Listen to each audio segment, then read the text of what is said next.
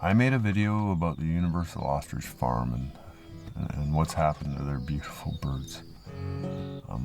And the reaction has been, honestly, it's been simply overwhelming.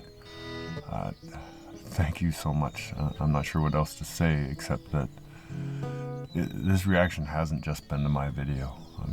It seems to have woken Canada up. This reactions, people are reacting across this entire country. Anger, sadness, caring, and even hope. It's all there in your comments, but beyond that, the Canadian spirit, the Canadian soul, the one I grew up having such love and respect for. It's so apparent what you all have to say, how you're all feeling and dealing with this. I turn on the media or listen to the pundits and you'd think our country is already lost. But I read what you all have to say and it reminds me of why I felt Canada was a place I was lucky to live in. A place I was lucky to grow up in. True north, strong and free, as we like to say. The Canada I grew up in made the rest of the world jealous. At least that's how I saw it. Because we were Canadian. Quiet, polite, nice, thoughtful and caring. Yet tougher than a bag of nails and willing to stand up against the wrongs in this world. A cuddly teddy bear that turned into a terrifying grizzly when it stood up. As far as I can tell from reading all of your comments is, the only difference between the Canada I just described and the one we are currently living in is the politics. Politicians who are globalists first and Canadians second. The interests, the well-being of the Canadian people, of these ostriches, of our country, are all being swept aside for the interests of NATO, and the UN, and the WHO, and the WEF, and a myriad of other global interests.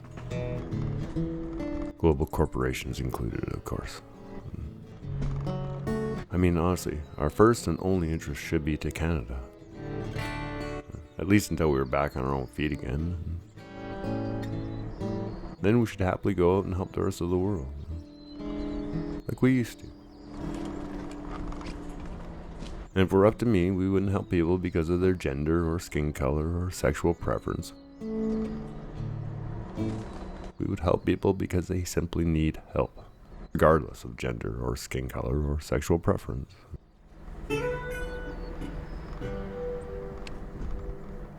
If a person is homeless, or hungry, or hurt, well, they need help.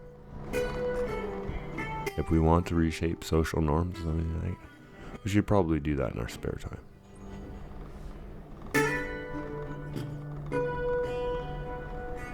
We should, of course, help other countries, but because our country was ravaged by war, or because of a flood, or extended drought, or any of the other hardships that the people of this world go through, But maybe not to change the way they think.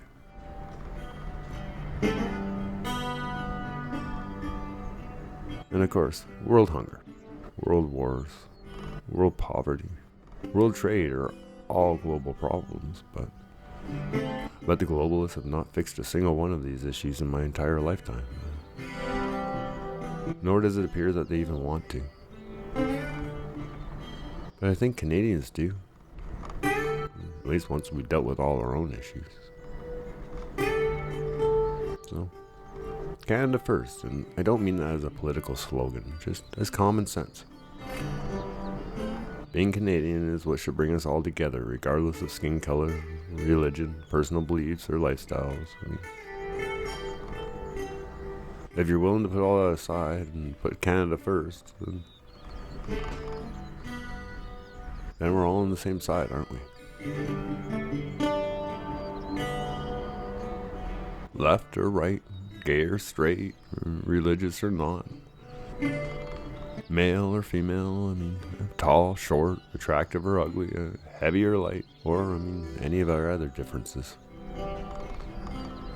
It doesn't matter.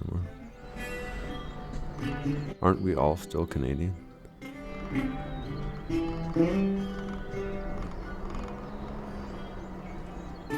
Well, I mean, I guess that's about it, but I want to thank you guys. I want to thank you guys for showing me the real Canada. You know, the one that's hidden just below the surface. It's still here. It really is. I mean, I encourage you all to go read the comments yourself. Wow. And thank you all so much. Thank you for the encouragement. Thank you for the caring and you guys have really you put a lot of faith back in Canada for me. So thank you all.